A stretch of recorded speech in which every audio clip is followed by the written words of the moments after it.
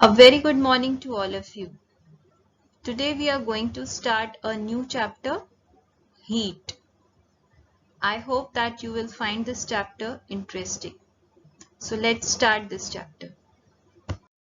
So in this chapter, first we will study or learn what is heat or thermal energy.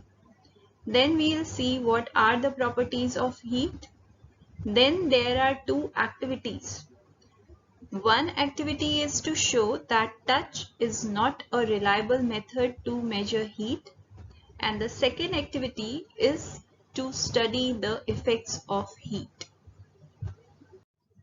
In our daily lives, we frequently come across the terms like hot, cold, warm. It is very hot outside on a bright summer day. We usually say like that. And on a winter night, we say that it is very cold. The things which are kept in the refrigerator, they become cold, while the things which are kept inside an oven, they become hot. So the properties that help us to understand the difference between hot and cold objects is heat. And this heat is a form of energy which is called thermal energy. Now we know that heat is a form of energy and this is called thermal energy. Now let's see what are the properties of heat.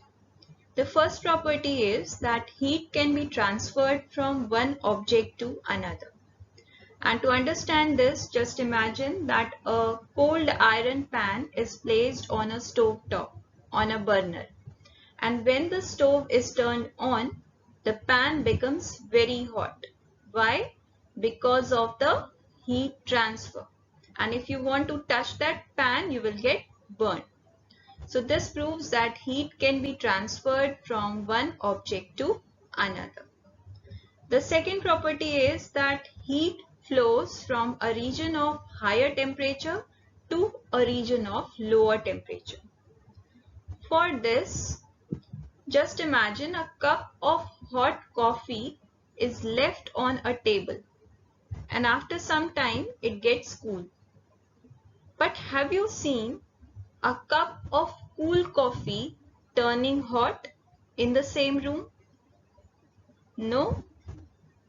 So here it proves the second property, that is the heat flows from a region of higher temperature to a region of lower temperature. The high temperature energy of the coffee is degraded to lower temperature. The third property is if heat is added to a substance, it becomes hot. And if we take away the heat from the object, it becomes cold. For example, when we boil water on a stove, it becomes hot. And if we take it away from the stove, it becomes cool.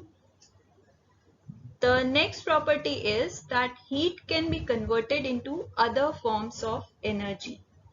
Heat energy can be converted to mechanical energy or other forms of energy, even electrical energy also.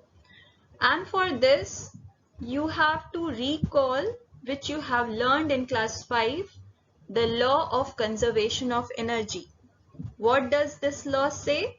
This law says that energy can neither be created nor be destroyed.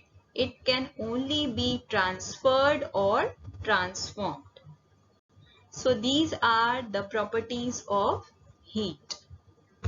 Here is an activity to show that sense of touch is not a perfect way to measure heat. And for this we have to arrange 3 tubs and label them as A, B and C.